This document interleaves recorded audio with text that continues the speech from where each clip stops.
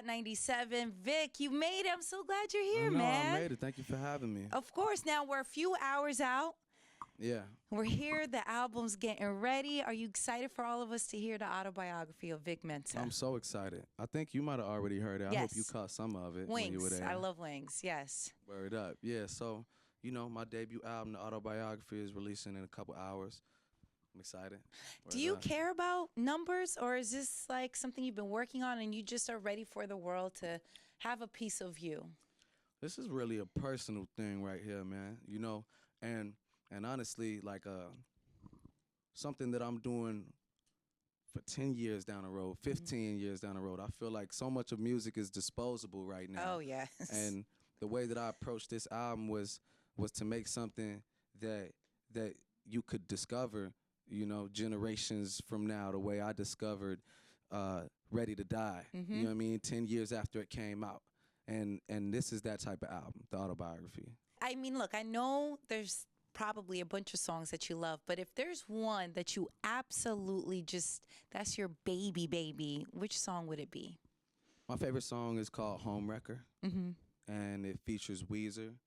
It's a beat that I made that No ID came in and kind of cleaned up.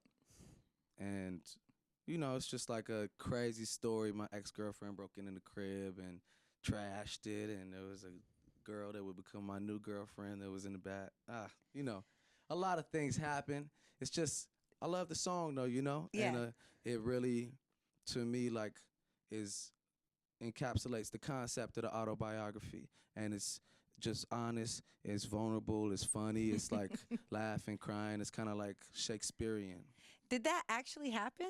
Everything that is in my album. Oh my God.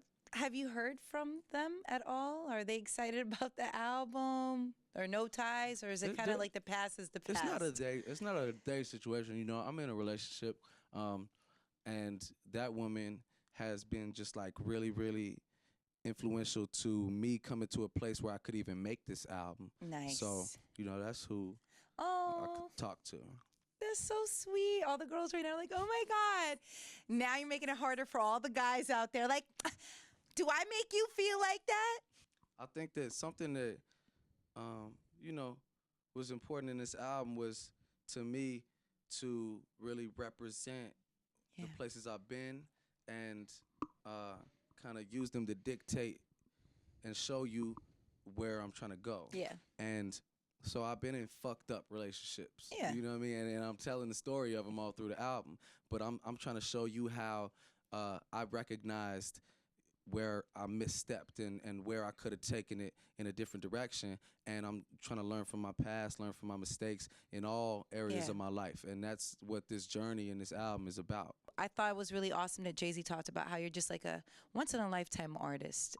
That was dope, man. And, really, JayZ played a big part in this album. And he's an executive producer on the album. And is somebody that in music and outside of music has just been able to, impart his wisdom upon me and help me to get my point across and help me to grow.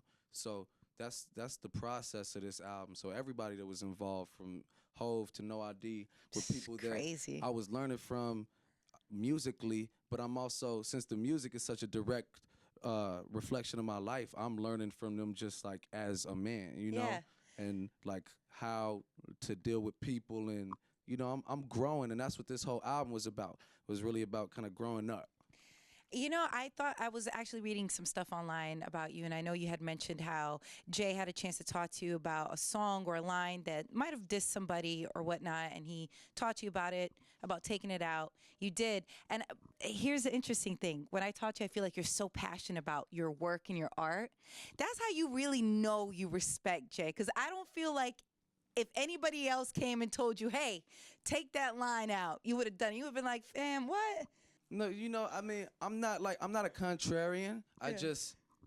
I think about the things I do. And so usually by the time I make a decision, it's because I believe in that decision. And so it was hard for me to change the thing. And honestly, like, I didn't at first. And I was just like, how do I tell them this? I'm like, I don't want them to be pressed, but I'm not changing this. You know what I mean? And And then, you know, I told him that, and he just hit me with some wisdom. You know, he has a way of kind of like saying a lot by saying a little. Yeah. And, you know, he was just kind of like, the universe only works one way, you know, and if your heart is not in it, then it won't work out for you. And that kind of made me really reevaluate, you know, just some of that aggression that I think, you know, as a young black man is kind of like so ingrained in my mind, you know, and just a young man in general. And I came to a point where I was really realizing, I'm like, it's enough people trying to keep us out the room as a young black man, you know, and I don't need to be one of them. You know what I mean? I don't need to be pulling down other brothers that are, at the end of the day, just trying to do what they do, whether or not I like the music, you know, because I be a hater about music. Of course. Because I really care, you know what I mean? Yeah. But that's just not even, that's not the energy that, you know, I'm here to put out into the earth. And like the energy I'm trying to put out is one of the truth, you know? Yeah. And not everybody's on the same wavelength as me. Yeah. But I want to keep my stream pure. Yeah. Does that sound like I'm pissing or something? That's kind of pure. weird, right? So I drink a lot of water. Yeah. I think that's also a big reason why so many of us want to see what's going to happen with everything that you're doing, because you've also been vocal with just pure honesty. And I saw another story about how you were defending this woman before a flight because she was getting talked to crazy by this guy, and you had to tell him, hey, relax, it's not how you talk to a woman, which, by the way, we need more men like you doing this. But he tried to flex back on you and not let you on the flight because you checked him for disrespecting a woman. Do you ever regret anything like that when you stand up for people? Or are you just like, nah, well, you know, cool. I'm still banned from American Airlines. Are you really? So actually the other day I was in, because of that, so the other day I was coming back from somewhere that I had to be, and the flight got delayed, and so for me to make it back to a music video shoot for my song Oh My Goodness in Chicago, I had to like get on this American flight, but I'm banned, so my people try to fucking book the flight. It can't go down. I can't get on the flight. Yo, I had to rent a car and drive like 120 miles an hour to Boston to make a flight that was in an hour, but Boston was an hour away. So I guess maybe while I was pushing it, I was like, I should have chilled out on that dude. But in general, you know, I don't regret it. It's like I told my father that story and what happened. And he told me that he had been in similar situations where he had to like just like kind of put an airline person in their place because they were disrespecting somebody around him. Yeah. And, you know, I think it's just a power situation. And, you know, we see all the things on the news with the airlines and things like that right now. And I'm like, thank you, because these motherfuckers have been putting me through hell for the last year. Yeah. They kicked me off for 3 flights. Oh, my God. Well, you know, and here's what it is. It's always like been me coming from a good place, like at its genesis. But then when they try to flex on me with their power, that's when I just like, you know, take it a little bit too far. I'm like a king of motherfucking reacting twice as aggressively as you may come at me.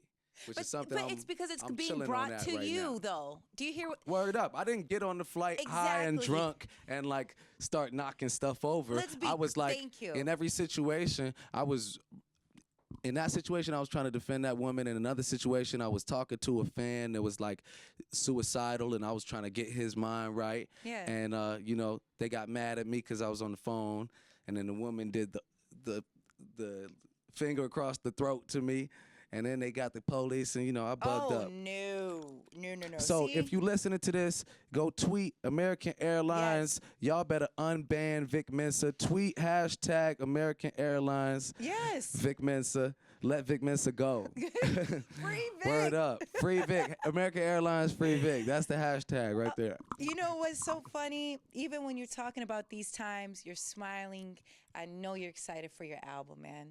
Are you nervous a little? At all? I'm not really nervous at all. Like, I was kind of getting tired earlier, but then I smoked the pen, and now I'm like having a great time. And you're okay now. Word up. West Coast Cure, shout out. Word up. Who's left that you would love to just have a, chance to work with them? I really, really, really want to work with Andre 3000. And I know he's doing music. I've heard whispers. And, I want to work with Dre. That's one of my biggest inspirations. It's good. I like That's it. the main focus right now. I'm like, if it's one person that I wanted to work with that I haven't worked with or even met, it's Andre 3000. Who would you say has had the biggest influence on you, musically? I don't know one person that's had the biggest influence on me musically, but a group of people would be Common, Kurt Cobain, Nas, Hove, Kanye, Prince, David Bowie. That's a good list.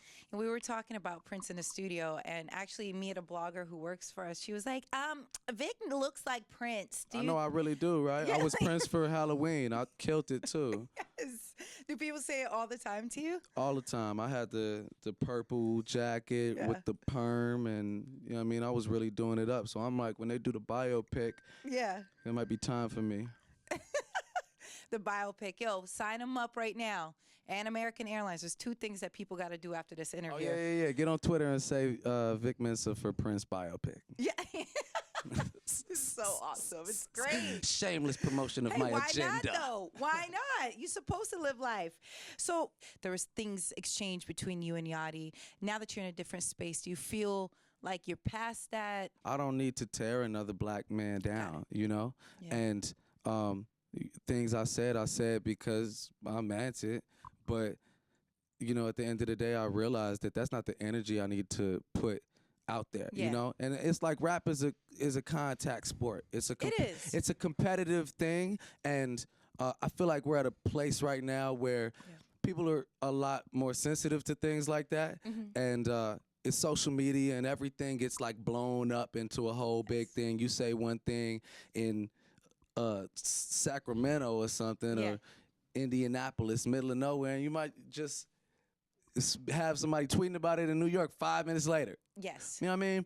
So I'm really just like trying to come from a place of positivity and let everybody do what they do. Right. I think it's more than enough room for everybody to eat. And I don't want to be the one trying to get in the way of another black man's progression. You know what I mean?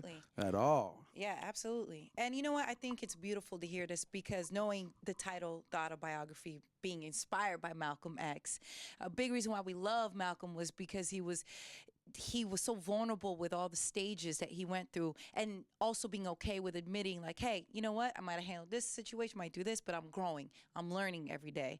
So much of this I enjoy. I love it. Tell us a little bit more about how Malcolm's influenced you. I think that's dope that you picked up on it that way, because that was one of the main reasons that I named the album The Autobiography. It was directly inspired by Malcolm X's autobiography, and like you said, the stages in his life and the way that he was shameless about being true to his experience, and he didn't have to paint himself in some of the ways that he did, but it helped you to understand how he came to grow from it. He came to grow from it, and that's why this album is like a journey for me, doing a lot of things and being in certain places that I had to grow from, and it was real stuff, and things were happening in the street, things were happening with drugs and addiction and mental health and all types of just like real life issues that everybody we know knows somebody that is dealing with one of these 4 or 5 things. Absolutely. You know what I mean? So I was just trying to come from the most real place that I could and show you how to make something good out of that, and show myself, because it was an autobiography because I was really writing it to myself. I often kind of do that with the pen, is like teach myself a lesson, and maybe other people can draw parallels to their own experience or the experience of someone they know and get a perspective on it from me. I want to talk about Chicago a little bit, because it's one thing when people talk about, hey, let's go help Chicago. Chicago needs this, Chicago. What would you like to see for Chicago? I'm going to tell you the truth. I was at the UN today talking about this specifically, and I'm starting a foundation with the goal of just starting to build some infrastructure and things that we own in our community. And I feel like if a group of artists from Chicago, if we really got together with no egos involved, and what we do doesn't have to be under the umbrella or under the name of one person, and we come at this from a really unified front, that we could make such significant change, and we could open schools, and we could open mental health clinics, and we could provide summer jobs and employment opportunities for these 16, 17-year-old kids that don't have them, so they picking up the pistol. And that's what I want to see. I want to see us really just kind of jump over these barriers that they want us to be stuck behind, and link up and connect in a strong way, because the city needs us. The shorties need us. And they've given us everything that we have. Chicago has built me. I wouldn't exist without Chicago, and that's the home base. And we're going through so much. I think that when you talk about Chicago, you have a lot of people that want to exploit Chicago. You have a lot of people that want to sensationalize and use the violence for their own personal gain. And it turns the victims of these murders and the perpetrators of these murders into less than human in the eyes of a lot of people that see it. And I can understand from the way that they show it to you. It's like 104 murders in Chicago this 4th of July. That's all you see, and you're not thinking about how every single one of those people that died, and every single one of those people that killed someone is like impacting the lives of so many others at the same time, and they're real human beings struggling and in pain. So I try to provide a perspective of empathy, and that's a main theme in my album, and a main lesson that I try to impart upon myself and give to the world is to have empathy, and to try to imagine the way that these tragedies are impacting real people. And for example, I have a song in my album called Heaven on Earth, where I speak about the killing of my big brother Dare, and I write a letter to him from earth to heaven in the first verse. Second verse, I write a letter to myself from him in heaven. And then the third verse is from the perspective of his killer.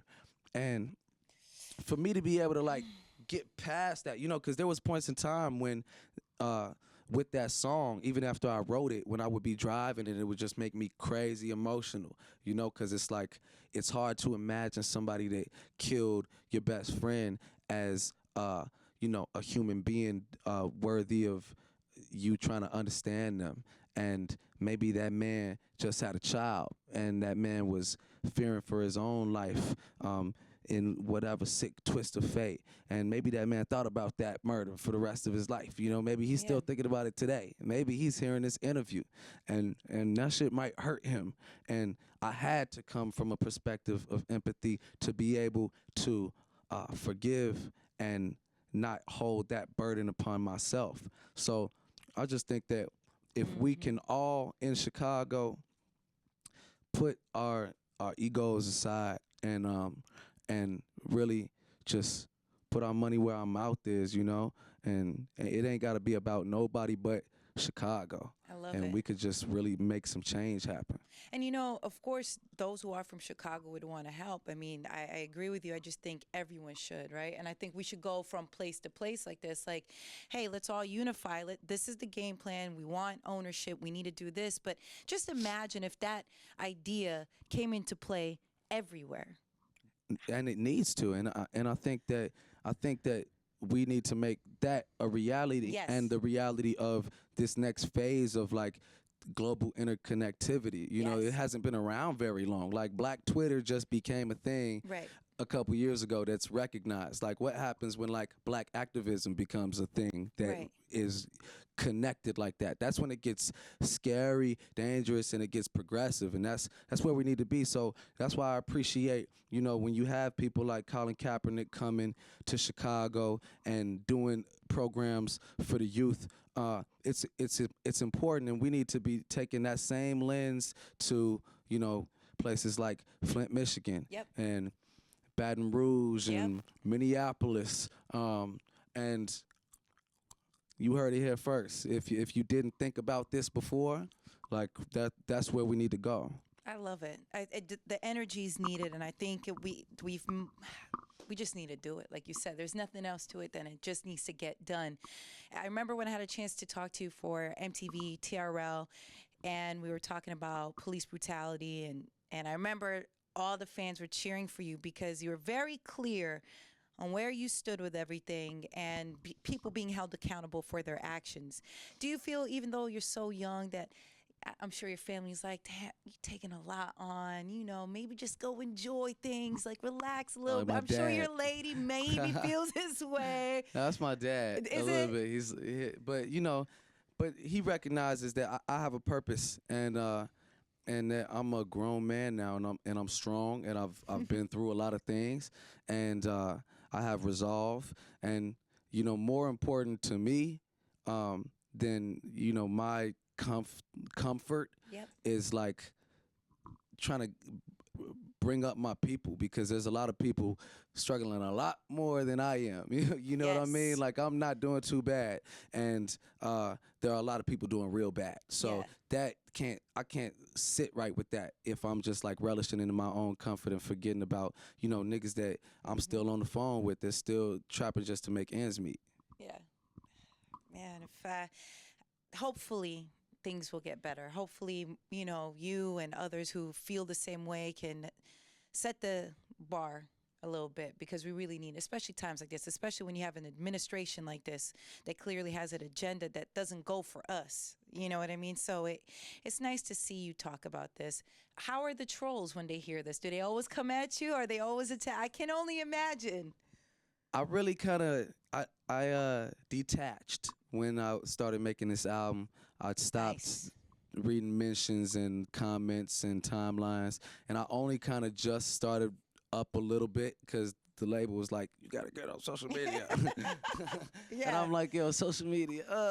But you know, it's cool. I think that right now I'm really just like paying a lot more attention to everybody that's supporting me, and just trying to, you know, remain grateful for the fact that I have so many people that are impacted by the things I say and do, and inspired and in support of that. So, you know, everybody everywhere doing anything has somebody or something trying to hold them back.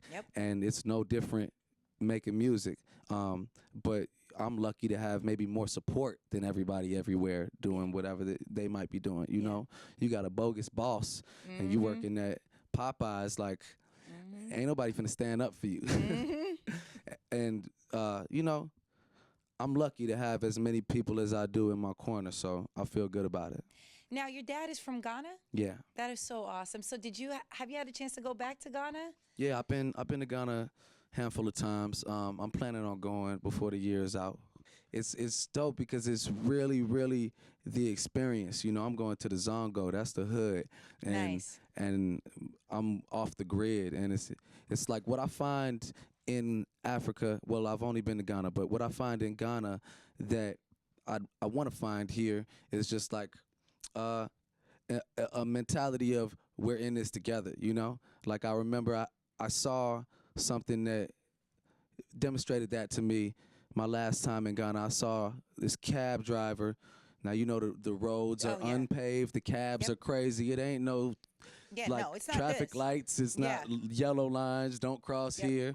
And so it could be a hectic situation in the villages. And so a cab driver ran into a bike rider. The bike rider flies off the bike, hits the ground.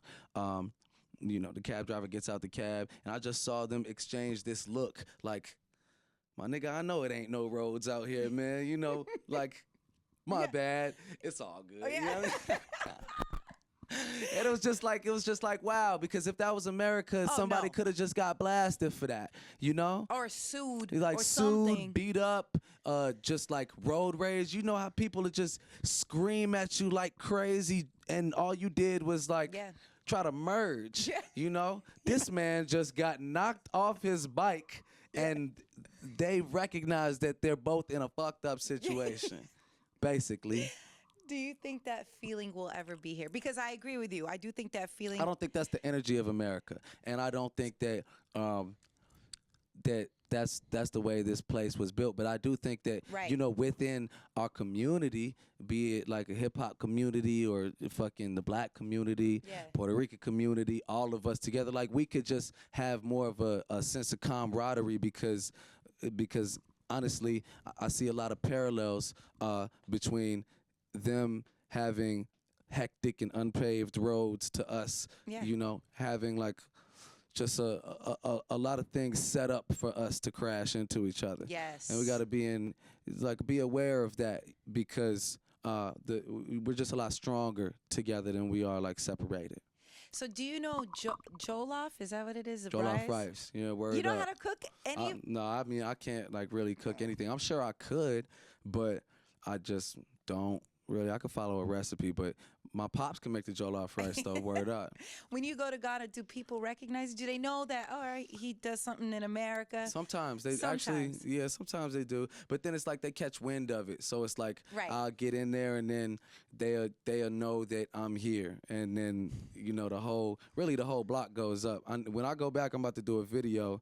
Oh just because like my grandmother's funeral, that's when I was last there, and you know that sounds like something sad, but in their culture it's not. It's far more of a celebration. So it's a funeral, but everybody's not just like crying and listening to slow music. They were like, my cousins is on dirt bikes and got like a brass band on a truck, and they driving the coffin around town like singing and dancing and just like really celebrating life, man. You know, I think that there's a lot that America can learn from all of these different cultures and people that America destroyed and took from, you know. I think that there's a lot that us that are the product of that, you know, the diaspora, we can learn from looking back to where we came from, because they had a lot of things figured out, and the Native Americans had a lot of things figured out that we just don't. We're forgetting about the earth, and you know, we're abusing the earth, and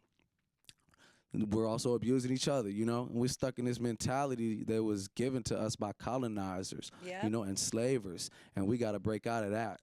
And we saw you protesting and helping with Standing Rock, which again, there's so many things. Yes, musically, we're excited. And of course, when people talk about different things that you do, it's just that thank you for having a strong heart and soul, right? Because it's so much easier now to just turn the other way and act like these issues, just because it doesn't directly affect you, that you shouldn't care about them. You know, because you going out there, someone could be like, well, what does that have to do with you? Why do you care? I find that for me, just the person that I am, that I tend to feel the pain of others, and it just doesn't seem so far away from me all the time. And sometimes that can be heavy, just because I feel like I can be emotionally impacted by what's happening thousands of miles away across an ocean. But I also think that that's what drives me to take on a lot of the battles that I do, and you know, just take a stand for a lot of the issues that I do. In the particular case of Standing Rock, you know, I think it's also when you know better, you do better. And like, I've been blessed to like just be imparted with a lot of wisdom from just a lot of smart, talented people. And you know, we talked about Malcolm X. You can't read Malcolm X and really read it. I mean, not skim it. You can't read Malcolm X and then like turn around and not think about life differently. Yes. So that was a page one for me, and that's 16. That's, you know, 8 years ago now. So it's like I've only been building from that building block. And Standing Rock, you have the Native American people that are, you know, just like really one of the most oppressed, if the most oppressed group in this nation, and one of the most oppressed groups across the globe. And if I didn't go stand with them, then I would not be able to just keep looking at it and looking at myself, you know? I wouldn't feel right about myself. Yeah. God, I think it's the one word you said earlier that I absolutely wish more people had is empathy, right? It's it's doesn't cost anything to have empathy, man. You know, Just I feel like a lot of people, though, honestly, I feel like a lot of people want to care. And I think that a lot of people express to me wanting wanting to help outside of their own situation. I think it just takes like people people like you and I that have the ability to speak to a lot of people, kind of like setting trends. You know, people, although they want to care, people move in like cycles. And yes, there was a cycle in hip hop, like the time that I started listening to hip hop, you know, 93, looking back. I was yeah, born in 93, yeah, but that's where I started with learning hip hop. And niggas was like Public Enemy, you know what I yeah, mean, was platinum. yeah, So it's like that was a thing. People gave a fuck. And I yes. feel like we could bring that back 100%. It's for sure in effect. Like you could just tell I mean, the you know, the vibe, whole the woke energy. thing, like, Yes, you know, that being like a yes, trendy, you it's know, trendy. thing is Yeah. like, I feel like that's just a step towards where we could go. And just bringing back like a sense of responsibility and you know, really being woke Yeah. and acting upon it. Yeah. Okay, so Vic, before you go, I'm going to play a word association game. I'm going to throw out a couple words and you just tell me the first thing you think about. Okay. Chicago. Pizza. I don't know why. Messed up. Okay, how about we'll go with Donald Trump. Asshole. How about Malia Obama? Great person. Aw. Kanye West. Great guy. Okay, without great, how about JayZ? Genius. Okay, and how about Chance the Rapper? Genius. Yeah? Are you guys ever going to work together, give us some music? Is that in the works possibly? Yeah, that is in the works, man. We've been talking, man, you know. And that's my brother. We grew up together. And you know that Yeah. as people grow older and especially go down their own paths, you know, people gotta like learn from things and go their own way, and sometimes paths don't meet, sometimes they cross, butt heads. And you know, any two strong people, especially you know, in this type of situation, Yeah. gonna butt heads. Yeah. Strong, opinionated, smart, talented people. And so that's what happens. Brothers fight. And Yeah. but we've been good, and we've been talking about doing new music, and that's what it is. Yeah, and I love that you, again, Malcolm X. It's the seeing the evolution and progress and growing. That's what happens. I think was it his lyrics talking about being brothers, and you know, if somebody talk about you though, it's going to be a real problem because it's like but you can't talk about my brother. I could talk about my brother. You have no say in this. That happens all the time. I remember people try to make it into a bigger situation. I remember with the picture, him getting cropped out with JayZ and Beyonce. Was he tight with you? Was he like, fam? You know, there's a lot of things that that go on behind the scenes Yeah. people don't know about, and that's all it is. And at the end of the day, I got a real love for Chance, and I really know this man. Yeah. And we came up doing music together, and like I said earlier, even talking about something else, I'm like, yo, my position right now, the place I'm at in life is just wanting to see, you know, success in my life and in my community, and wanting the best for everybody around me, because I have no room for like any other energy in me right now. You know, it's just like I don't really have room for the negative energy, because I got a positive mission and purpose. Vic, I know you want to get out of here and celebrate because it's almost that time, the autobiography. And I'm just very thankful for you. I appreciate what you're doing, and just know we're all rooting for you, and we just want to see you That's win, love. man. Go buy this album. The Autobiography is coming out at midnight.